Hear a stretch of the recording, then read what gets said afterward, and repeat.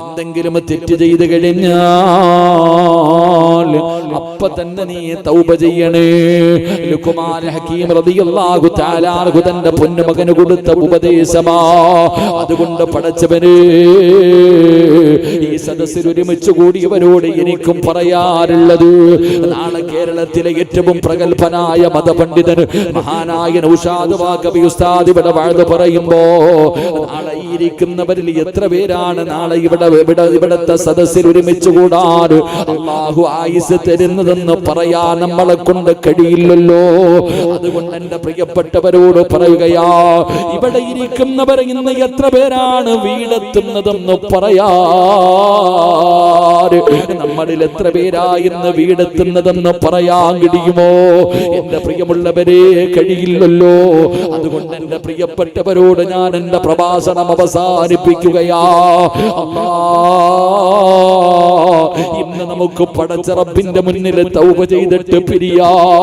ഇന്ന് വരെ ചെയ്തത് മുഴുവനും പടച്ച റബ്ബിന്റെ മുന്നിൽ ഏറ്റു പറഞ്ഞിട്ട് ഇവിടുന്ന് തൗബ ചെയ്തിട്ട് നമുക്ക് പിരിയാ.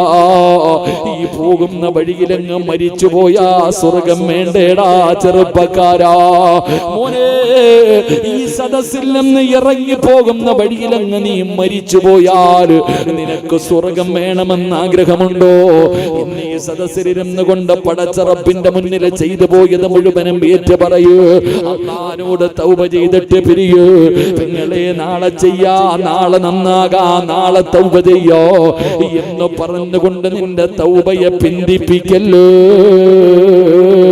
കാരണം എപ്പോ എവിടെ വെച്ചാണ് മരണം വരുന്നതെന്ന് നിനക്കറിയില്ലല്ലോ. അതുകൊണ്ട് എന്റെ പ്രിയമുള്ളവരോട് നമുക്ക് അല്ലാഹുവിന്റെ മുന്നിൽ പശ്ചാത്തപിക്കാം. നമുക്ക് അല്ലാഹുവിന്റെ മുന്നിൽ ജീവിതത്തിൽ ചെയ്തു പോയത് മുഴുവനും പടച്ച റബ്ബിന്റെ മുന്നിൽ ഏറ്റു പറയട്.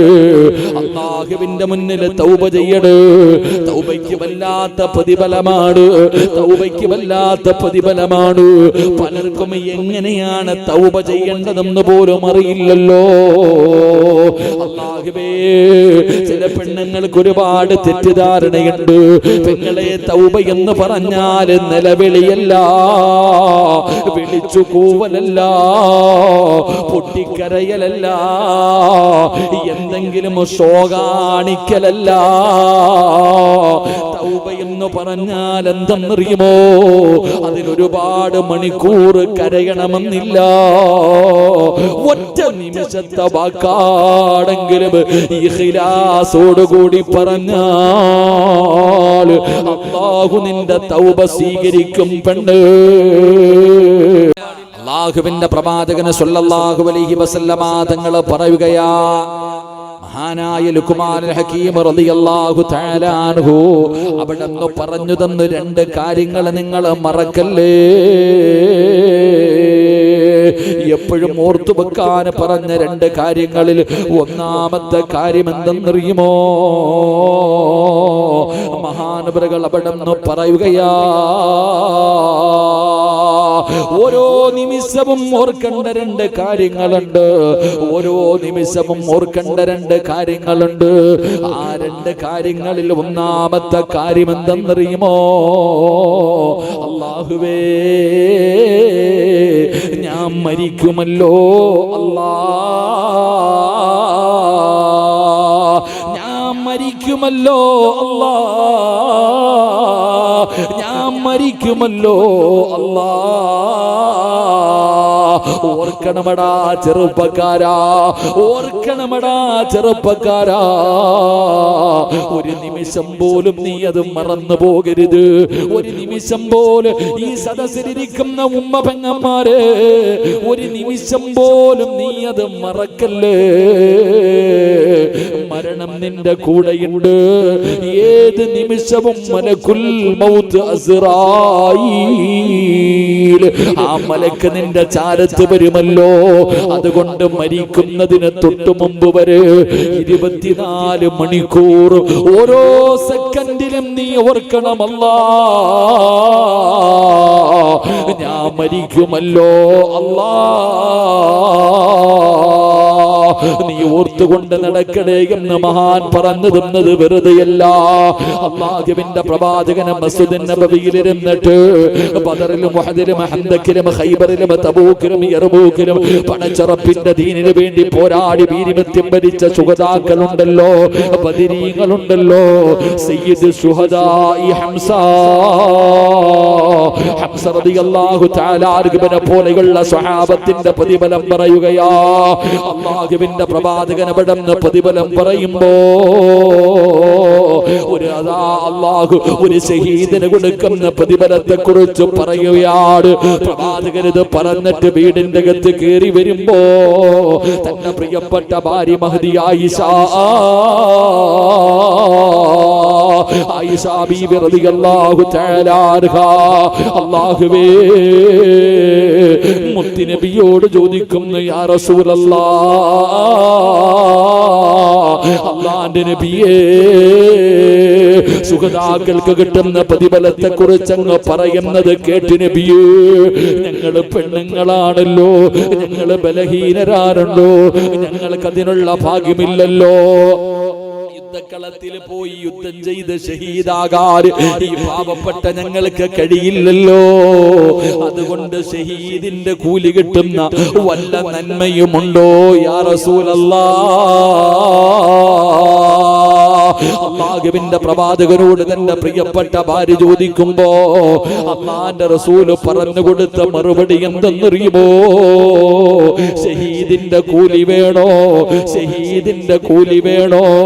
അല്ലാഹുവിന്റെ റസൂലാണ് പറയുന്നത്, ആയിഷ, ഒരു ദിവസം 20 പ്രാവശ്യം, ഒരു ദിവസം 20 പ്രാവശ്യം അല്ലാഹുവേ ഞാൻ മരിച്ചു പോകുമല്ലോ, അല്ലാഹ് ഞാൻ മരിക്കുമല്ലോ, അല്ലാഹ് 20 പ്രാവശ്യം ഇന്നത്തെ ദിവസം ആരെങ്കിലും ഓർത്തിട്ടുണ്ടോ? ഇന്ന് രാവിലെ ഉറക്കപ്പായിൽ നിന്ന് എഴുന്നേറ്റത് മുതൽ ഈ പാതിരാത്രി 11 മണിയായല്ലോ. ഈ 11 മണിയുടെ ഇടയില് നിങ്ങൾ ആരെങ്കിലും 20 പ്രാവശ്യം അല്ലാഹ് ഞാൻ മരിച്ചു പോകുമല്ലോ, അല്ലാഹ് ഇന്ന് മരണത്തെക്കുറിച്ച് ചിന്തിച്ചിട്ടുണ്ടോ? ഇന്ന് രാത്രി നീ മരിച്ചാ നിനക്ക് നാളെ ശുഹദാക്കളുടെ കൂലിയാ. എന്റെ പ്രിയമുള്ളവരെ, ആരാ 20 പോയിട്ട് ഒരു പ്രാവശ്യമെങ്കിലും മരണത്തെക്കുറിച്ച് ചിന്തിക്കുന്നതാരാ? മരണത്തെക്കുറിച്ച് പറയുന്നത് പോലും പേടിയാ. മരണ വീട്ടിൽ പോകാ പേടിയാ. എല്ലാവർക്കും മരണത്തെക്കുറിച്ച് വല്ലാത്ത പേടിയാണ്. അല്ലാഹുവേ, അതിനെക്കുറിച്ച് പറയുന്നത് ഇഷ്ടമല്ലല്ലോ. മരണത്തെക്കുറിച്ച് പ്രസംഗിക്കുന്നത് പോലും ഇഷ്ടമല്ല. പിന്നാണ് മരണത്തെക്കുറിച്ച് ഓർക്കുന്നത്. ഇന്നത്തെ ദിവസം 20 പ്രാവശ്യം റസൂലുള്ളാഹി സ്വല്ലല്ലാഹു അലൈഹി വസല്ലമ തങ്ങൾ പറഞ്ഞു, ഒരു ദിവസം 20 പ്രാവശ്യം മരിക്കുമെന്ന് ആര് ഓർക്കുന്നുണ്ടോ അവന് നാളെ ഷഹീദിന്റെ കൂലിയുണ്ടെന്ന് നബി മുഹമ്മദ് മുസ്തഫ. നബി മുഹമ്മദ് മുസ്തഫ ഇന്നത്തെ ദിവസം രാവിലെ ഉറക്കത്തിൽ നിന്ന് എഴുന്നേറ്റ് ഈ സമയം വരെ അള്ളാനെ സാക്ഷി നിർത്തിയിട്ട് പറ, ഒരു വട്ടമെങ്കിലും മരണത്തെ കുറിച്ച് ഓർത്ത ആരെങ്കിലും ഉണ്ടെങ്കിൽ ഒന്ന് കൈവക്കിക്കേ.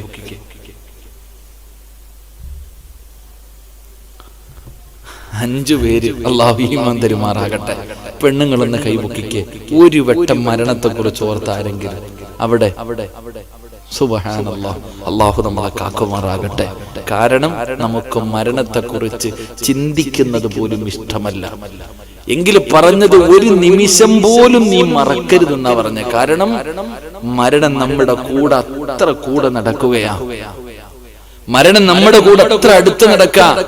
ഞാൻ ഇന്നിപ്പോ ഇങ്ങോട്ട് പ്രസംഗിക്കാൻ വരുമ്പോ ഇവിടെ അടുത്തൊരു വീട്ടിൽ കയറിയിട്ടാ വന്ന ഒരു സഹോദരി.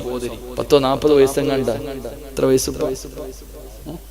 10-40 വയസ്സുള്ളൊരു സഹോദരി. അള്ളാഹു ആ സഹോദരിയുടെ ഖബറിടം അള്ളാഹു വിശാലമാക്കി കൊടുക്കുമാറാകട്ടെ. എന്റെ പ്രിയപ്പെട്ടവരെ, ഇത്രയേ ഉള്ളൂ.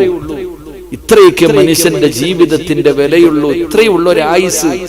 എന്റെ പ്രിയപ്പെട്ട സഹോദരങ്ങളെ, മരണം. അതുകൊണ്ടാണ് അബൂബക്കർ സിദ്ദീഖ് റളിയല്ലാഹു തആല അൻഹു ആരെങ്കിലും ചിരിക്കുന്നത് കണ്ടാ പറയുമായിരുന്നു, എന്തിനാ ചിരിക്കണേ? കുല്ലുംരിഇൻ മുസബ്ബഹും ഫീ അഹ്ലിഹി വൽ മൗതു അദിനാ മിൻ ശിറാഖി നഅലിഹി. എടാ ചിരിക്കുന്ന ചെറുപ്പക്കാരാ, കാലി കിടക്കുന്ന ചെരുപ്പി നോക്കടാ. എന്തിനാ പെങ്ങളെ ഇങ്ങനെ ചിരിക്കാ? എന്ത് ചിരിയെന്നറിയോ? എന്തൊരു അട്ടഹാസം! ഇതൊരു ചിരിയും കളിയും തമാശയും കോമഡിയും. ഇങ്ങനെ സുഖിക്കാം.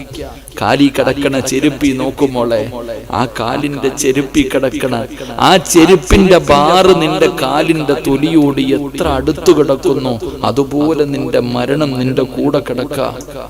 അത്രയും മരണം നിന്റെ കൂടെ അടുത്തിരിക്കുന്നു. നിനക്കെങ്ങനെ ചിരിക്കാൻ, നിനക്കെങ്ങനെ ആസ്വദിക്കാൻ, എങ്ങനെ സുഖിക്കാൻ നിന്നെ കൊണ്ട് കഴിയുന്നു? മരണം അത്ര അടുത്ത് നമ്മുടെ കൂടെ നടക്കുകയാ. കാരണം ഞാൻ 2 മണിക്കൂറല്ല, അല്ലെങ്കിൽ നാളെ വഅദ് പറയുന്ന നൗഷാദ് ബക്കർ ഉസ്താദല്ല, ഒരു മനുഷ്യന്റെ വഅദല്ല 2, 3, 5, 10 മണിക്കൂർ വഅദ് കേൾക്കുന്നതിനേക്കാളും നല്ലത് ഒരു മയ്യത്തിന്റെ മുഖത്ത് നോക്കല.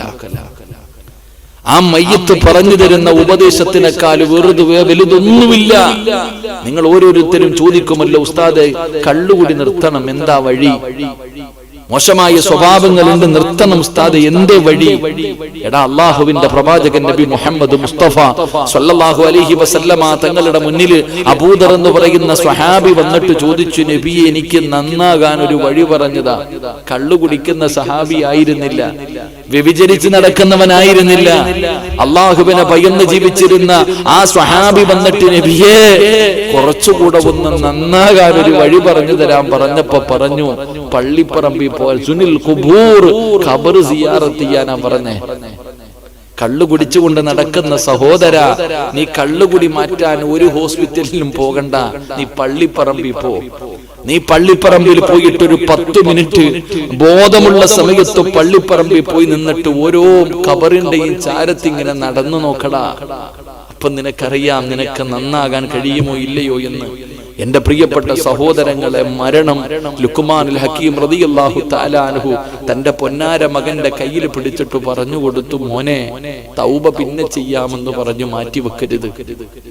തൗബ പിന്നെ ചെയ്യാമെന്ന് പറഞ്ഞു മാറ്റിവെക്കരുത്. കാരണം എന്തെന്നറിയോ? മരണം എപ്പോഴാ വരുന്നതെന്നറിയില്ല. ചിലപ്പോ തൗബ ചെയ്യാനുള്ള സമയം പോലും നിനക്ക് കിട്ടാറില്ല. തൗബ ചെയ്യാനുള്ള സമയം പോലും നിനക്ക് ലഭിക്കണമെന്നില്ല. അതുകൊണ്ട് മോനെ, നീ തൗബ ചെയ്യുന്നതിനെ പിന്തിപ്പിക്കാൻ പാടില്ല. എന്തെങ്കിലും തെറ്റ് ചെയ്ത് കഴിഞ്ഞാൽ അപ്പൊ തന്നെ നീ തൗബ ചെയ്യണേ. ലുക്മാൻ ഹക്കീം റളിയല്ലാഹു തആല അൻഹു തന്റെ പൊന്നുമകന് കൊടുത്ത ഉപദേശമാ. അതുകൊണ്ട് പടച്ചവനെ, ഈ സദസ്സിൽ ഒരുമിച്ച് കൂടിയവരോട് എനിക്കും പറയാറുള്ളത്, നാളെ കേരളത്തിലെ ഏറ്റവും പ്രഗത്ഭനായ മതപണ്ഡിതൻ മഹാനായ നൗഷാദ് വാഖബി ഉസ്താദ് ഇവിടെ വഅദ് പറയുമ്പോ, നാളെ ഇരിക്കുന്നവരിൽ എത്ര പേരാണ് നാളെ ഇവിടത്തെ സദസ്സിൽ ഒരുമിച്ച് കൂടാൻ അല്ലാഹു ആയുസ് തരുന്നതെന്ന് പറയാൻ നമ്മളെ കൊണ്ട് കഴിയില്ലല്ലോ. അതുകൊണ്ട് എന്റെ പ്രിയപ്പെട്ടവരോട് പറയുകയാ, ഇവിടെ ഇരിക്കുന്നവർ ഇന്ന് എത്ര പേരാണ് വീടെത്തുന്നതെന്ന് പറയാ. നമ്മളിൽ എത്ര പേരാ ഇന്ന് വീടെത്തുന്നതെന്ന് പറയാൻ കഴിയുമോ? എന്റെ പ്രിയമുള്ളവരെ, കഴിയില്ലല്ലോ. അതുകൊണ്ട് എന്റെ പ്രിയപ്പെട്ടവരോട് ഞാൻ എന്റെ പ്രഭാഷണം അവസാനിപ്പിക്കുകയാ. ഇന്ന് നമുക്ക് പടച്ച റബ്ബിന്റെ മുന്നിൽ തൗബ ചെയ്തിട്ട് പിരിയാ. ഇന്ന് വരെ ചെയ്തത് മുഴുവനും പടച്ച റബ്ബിന്റെ മുന്നിൽ ഏറ്റു പറഞ്ഞിട്ട് ഇവിടുന്ന് തൗബ ചെയ്തിട്ട് നമുക്ക് പിരിയാ. ഈ പോകുന്ന വഴിയിലെങ്ങ് മരിച്ചു പോയാ സ്വർഗം വേണ്ടേടാ ചെറുപ്പക്കാരാ. മോനെ, ഈ സദസ്സിൽ നിന്ന് ഇറങ്ങി പോകുന്ന വഴിയിലങ്ങ് നീ മരിച്ചു പോയാൽ നിനക്ക് സ്വർഗം വേണമെന്ന് ആഗ്രഹമുണ്ടോ? ഇന്ന് ഈ സദസ്സിലിരുന്ന് കൊണ്ട് പടച്ച റബ്ബിന്റെ മുന്നിൽ ചെയ്തു പോയത് മുഴുവനും ഏറ്റു പറയൂ. അല്ലാഹുവോട് തൗബ ചെയ്തിട്ട് പിരിയൂ. നിങ്ങളെ നാളെ ചെയ്യാ, നാളെ നന്നാകാ, നാളെ തൗബ ചെയ്യോ എന്ന് പറഞ്ഞുകൊണ്ട് നിന്റെ തൗബയെ പിന്തിപ്പിക്കല്ലോ.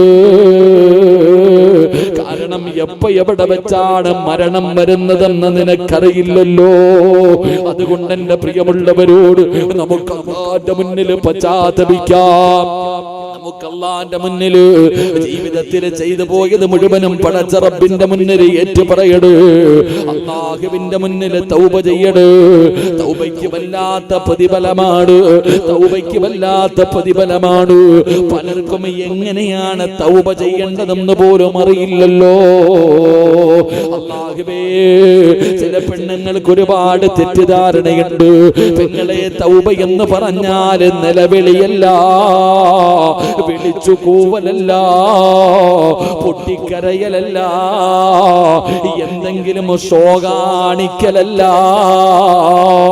തൗബ എന്ന് പറഞ്ഞാൽ എന്തെന്നറിയുമോ? അതിനൊരുപാട് മണിക്കൂർ കരയണമെന്നില്ല. ഒറ്റ നിമിഷത്തെ വാക്കാണെങ്കിലും ഇഖ്ലാസോടുകൂടി പറഞ്ഞാൽ അല്ലാഹു നിന്റെ തൗബ സ്വീകരിക്കും. പെണ്ണ്, എന്റെ ചെറുപ്പക്കാരാ, നീ കള്ളു കുടിച്ചത് നീ വിളിച്ചു പറയണമെന്ന് ഞാൻ പറയുന്നില്ലോ. നീ പലിശ തിന്നത് പറയണമെന്ന് പറയുന്നില്ലോ. നീ എത്ര വലിയ പാപം ചെയ്തവനാണെങ്കിലും ആ പാപം അല്ലാഹുവേ ഇവിടെ കിടന്ന് ദുആ ചെയ്യുമ്പോ അല്ലാഹുവിന്റെ മുന്നിൽ പൊട്ടിക്കരന്നുകൊണ്ട് വിളിച്ചു പറയണമെന്ന് ഞാൻ പറയുന്നില്ലോ. എങ്ങനെയാണ് തൗബ ചെയ്യേണ്ടതെന്നറിയുമോ? ഒരു കഥ പറഞ്ഞു തരട്ടെ, ഒരു ചരിത്രം പറഞ്ഞു തരട്ടെ. എന്നിട്ട് അല്ലാഹുവിന്റെ മുന്നിൽ നമുക്ക് ദുആ ചെയ്ത് പിരിയാ. മഹാനായ കലീമുല്ലാഹി മൂസാ നബി അലൈഹിസ്സലാമിന്റെ മുന്നിൽ ജനങ്ങൾ കടന്നു വന്നിട്ട് പറയുന്ന, മൂസ നബിയേ, മഴയില്ല നബിയേ, മഴയില്ല നബിയേ, കുടിക്കാ വെള്ളമില്ല നബിയേ, എല്ലാവരും വല്ലാത്ത പ്രയാസത്തിലാണ് നബിയേ, ഒന്ന് അല്ലാഹുവിനോട് ദുആ ചെയ്യുമോ നബിയേ? മൂസാ നബി അലൈഹിസ്സലാമിന്റെ മുന്നിൽ തന്റെ അനുയായികൾ മുഴുവനും വന്ന് പരാതി പറയുമ്പോ അവിടുന്ന് മൂസാ നബി ജനങ്ങളോട് പറയുകയാ, ഒരു ദിവസം ഈ നാട്ടുകാര് മുഴുവനും ഒരു ഗ്രൗണ്ടിൽ ഒരുമിച്ച് കൂടാറ്. ആ നാട്ടിലുള്ള ജനങ്ങൾ മുഴുവനും മൂസാ നബി പറഞ്ഞ ദിവസമുണ്ടല്ലോ, അല്ലാഹുവേ, ഒരു സ്ഥലത്ത് ഒരുമിച്ച് കൂടുകയാണ്. എന്നിട്ട് എല്ലാവരും 10,000 ഒരുമിച്ച് കൂടി. എല്ലാവരും ഒരുമിച്ച് കൂടി കിടന്നപ്പോ മൂസാ നബി അല്ലാഹുവിന്റെ ദർബാറിലേക്ക് തന്റെ ഇരുകരങ്ങൾ ഉയർത്തിയിട്ട് അല്ലാഹുവോട് ദുആ ചെയ്യുന്നു, നാഥാ, മഴ തരണേ അല്ലാ. മഴയില്ലാതെ ജനങ്ങൾ മുഴുവനും വലിയ പ്രയാസത്തിലാ അല്ലാ. കുടിക്കാ വെള്ളമില്ല റബ്ബേ, നാൽക്കാലികൾ പോലും പ്രയാസത്തിലാണ് റബ്ബേ, നീ മഴ തരണേ അല്ലാ. മൂസാ നബി അല്ലാഹുവോട് ദുആ ചെയ്യുകയാ. പക്ഷേ മഴയുടെ അടയാളം കാണുന്നില്ല, മഴ പെയ്യുന്നില്ല. മൂസാ നബി ദുആ ചെയ്തു, റബ്ബേ, അവസാന പ്രവാചകൻ മുഹമ്മദ് നബിയുടെ ബർക്കത്ത് കൊണ്ട് നീ ഞങ്ങൾക്ക് മഴ തരണേ അല്ലാ. അല്ലാഹുവിന്റെ റസൂലിനെ നിർത്തിയിട്ടവിടെന്ന് ചോദിക്കുകയാ, മഴയുടെ അടയാളം കാണുന്നില്ല.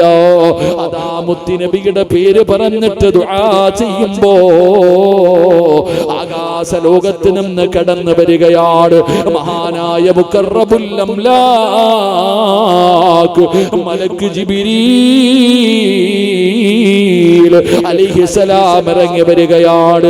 മൂസ നബിയേ, ദുആ ചെയ്യണ്ട, ദുആ സ്വീകരിക്കില്ലോ. ഇവിടെ കിടന്ന് ദുആ ചെയ്താൽ അല്ലാഹു സ്വീകരിക്കില്ല. കാരണം എന്തേ? ജിബ്രീൽ മൂസ നബിയേ, അങ്ങയുടെ മുന്നിലിരിക്കുന്ന ഈ 10,000 വരുന്ന ജനങ്ങളുടെ നടുവില് ഒരു വൃത്തികെട്ടവനുണ്ട് നബിയേ. 40 വർഷമായിട്ട് അവൻ അല്ലാഹനെ മറന്ന് നടക്കുന്നവനാ. മൂസാ നബിയോട് പറഞ്ഞു കൊടുക്കുകയാ, ഇരിക്കുന്ന ജനങ്ങളുടെ നടുവില് 40 കൊല്ലമായിട്ട് അല്ലാഹനെ മറന്നുകൊണ്ട് നടക്കുന്ന ഒരുത്തൻ ഇരിപ്പുണ്ട്. അവൻ എഴുന്നേറ്റ് പോകാതെ മഴ അല്ലാഹു തരില്ല നബിയേ. 40 കൊല്ലമായിട്ട് പടച്ചവനെ ധിക്കരിച്ച് നടക്കുന്നവനാ. അവനോട് എഴുന്നേറ്റ് പോകാൻ പറ. എഴുന്നേറ്റ് പോകാതെ അല്ലാഹു മഴ തരില്ല നബിയേ. അവന് പോയതിന് ശേഷം അല്ലാഹുവോട് ദുആ ചെയ്യൂ. ജിബ്രീൽ എന്ന് പറയുന്ന മലക്ക് വന്ന് പറയുമ്പോ അല്ലാഹുവിന്റെ റസൂൽ അവിടെന്ന് പറയപ്പെട്ടവര് മൂസാ നബി അലൈഹിസ്സലാം തന്റെ സമുദായത്തോട് തന്റെ മുന്നിലിരിക്കുന്നവരോട് വിളിച്ചു പറയുകയാ, ജനങ്ങള് നിങ്ങളുടെ ഇടയിൽ 40 കൊല്ലമായിട്ട് അല്ലാഹുവിനെ ധിക്കരിച്ച് നടക്കുന്ന ഒരുത്തനിരിപ്പുണ്ട്. അവൻ എഴുന്നേറ്റ് പോകണം, അവൻ എഴുന്നേറ്റ് പോകണം. അവൻ പോകാതെ മഴ പെയ്യില്ല. അല്ലാഹുവേ, മൂസാ നബി അവിടെന്ന് വിളിച്ചു പറയുമ്പോ ജനങ്ങളെ മുഴുവനും പരസ്പരം നോക്കുകയാണ്. ആരാളല്ലാ 40 വർഷമായിട്ട് പടച്ചവനെ ധിക്കരിച്ച് നടക്കുന്ന നന്ദി കെട്ടവനാരാ? ആ നന്ദിയില്ലാത്തവനാരാ? ആ വൃത്തികെട്ടവനാരാ? ജനങ്ങൾ മുഴുവനും ആരാണ് എഴുന്നേക്കുന്നതെന്ന് നോക്കി നിൽക്കുകയാ. അല്ലാഹുവേ, ആ ജനങ്ങളുടെ നടുവില് ആ 40 വർഷമായി പാപം ചെയ്യുന്ന മനുഷ്യനും ഇരിപ്പുണ്ട്. അവന് ചിന്തിച്ചു, അല്ലാ,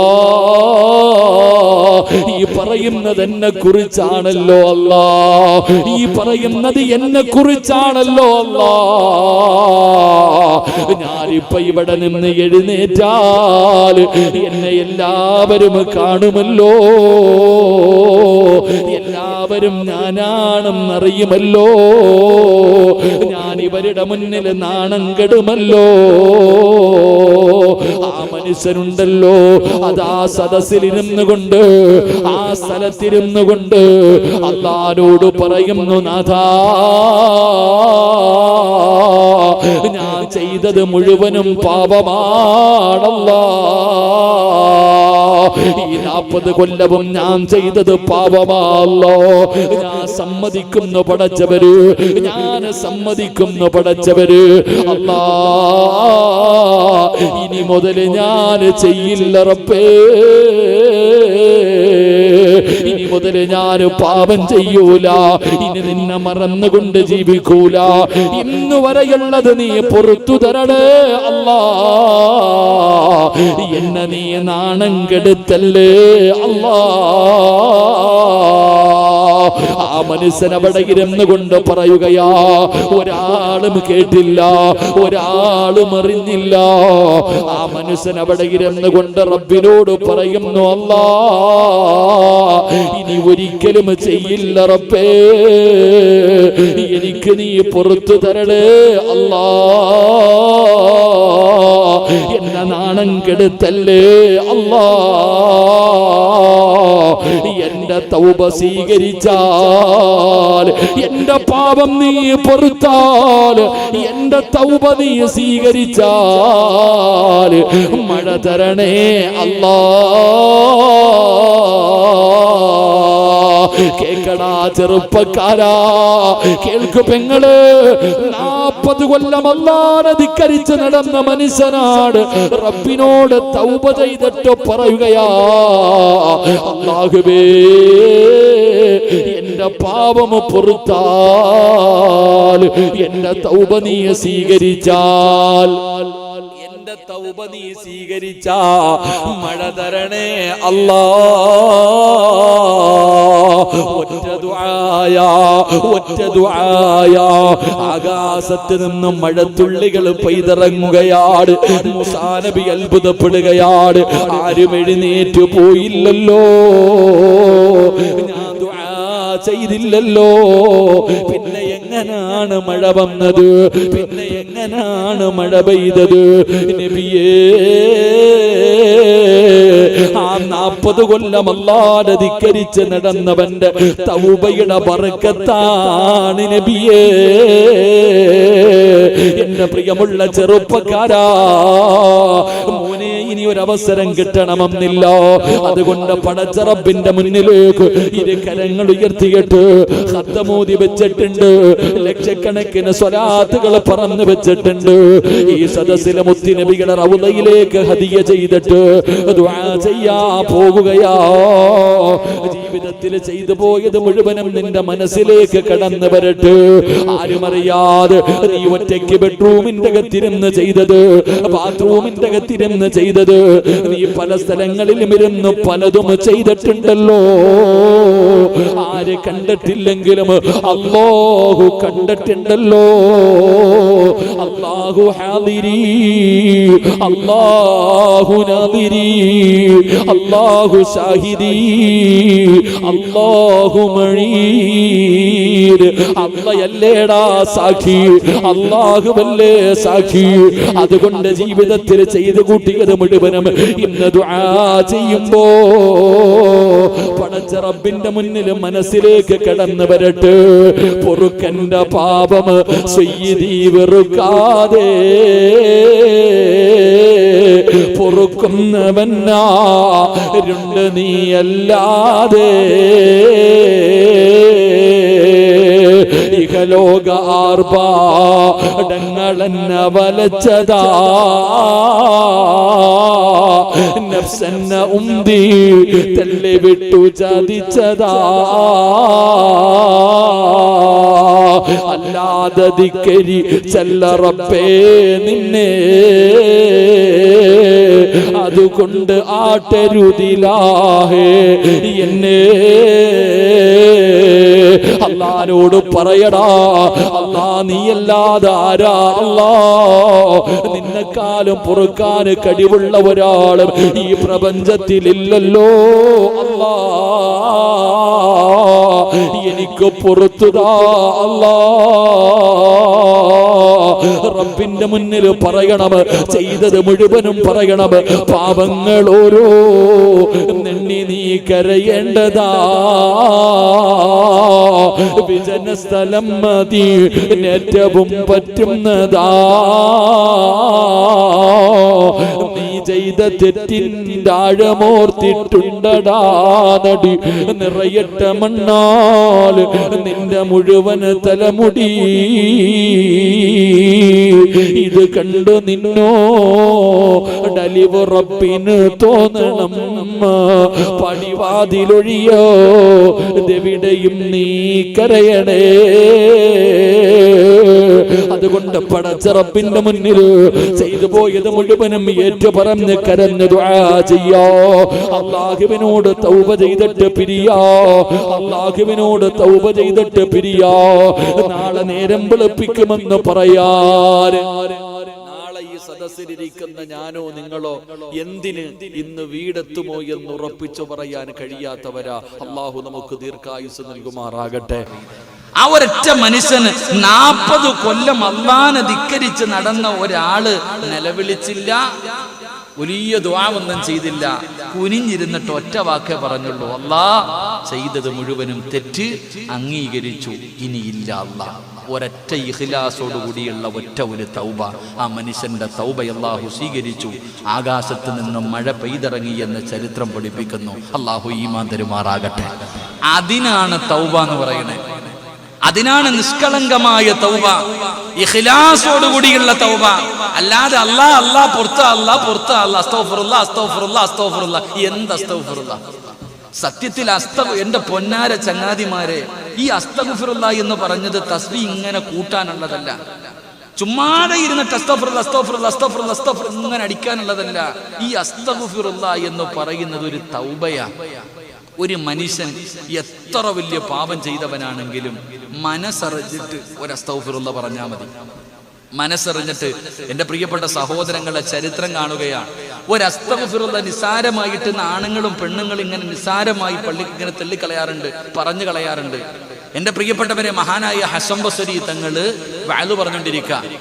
ഹസൻ ബസരി തങ്ങൾ ഇങ്ങനെ വഅദ് പറഞ്ഞുകൊണ്ടിരിക്കുക.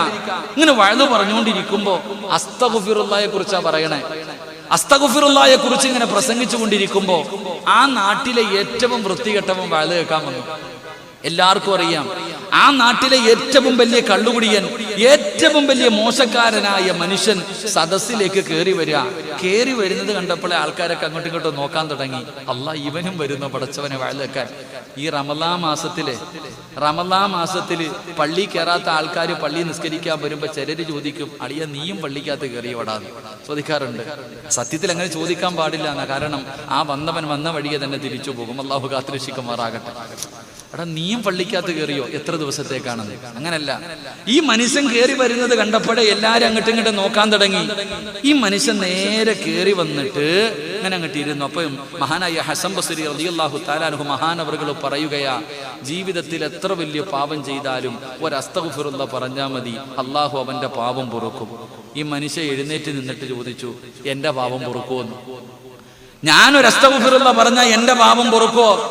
എടാ, നീ അല്ലടാ, നിന്നെ പോലെ 100 എണ്ണത്തിന്റെ പാവം വേണമെങ്കിൽ അള്ളാഹു പൊറുക്കും.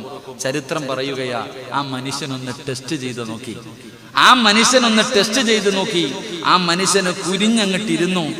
ആ സദസ്സിലിരുന്നു കൊണ്ട് കണ്ണ് നിറഞ്ഞുകൊണ്ട് അള്ളാഹുവിനോട് പറഞ്ഞു, പടച്ചോനെ, ഇത്രയും കാലം ഞാൻ ചെയ്തത് മുഴുവനും പാപമാ.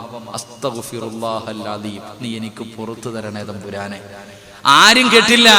ഈ മനുഷ്യൻ അവിടെ ഇരുന്നു കൊണ്ട് ഒരേ ഒരു കാര്യം പറഞ്ഞു, അല്ലാഹുവേ, ഈ മനുഷ്യൻ പറയുന്നു അസ്തഗ്ഫിറുല്ലാഹ് എന്നൊരു മനുഷ്യൻ ഇഖ്ലാസോടുകൂടി പറഞ്ഞാൽ അവന്റെ ജീവിതത്തിൽ ചെയ്ത പാപം മുഴുവനും അല്ലാഹു പുറത്തു കൊടുക്കുമെന്ന് ഞാൻ ഈ മനുഷ്യൻ പറയുന്നത് വിശ്വസിക്കുന്നു പടച്ചവനെ.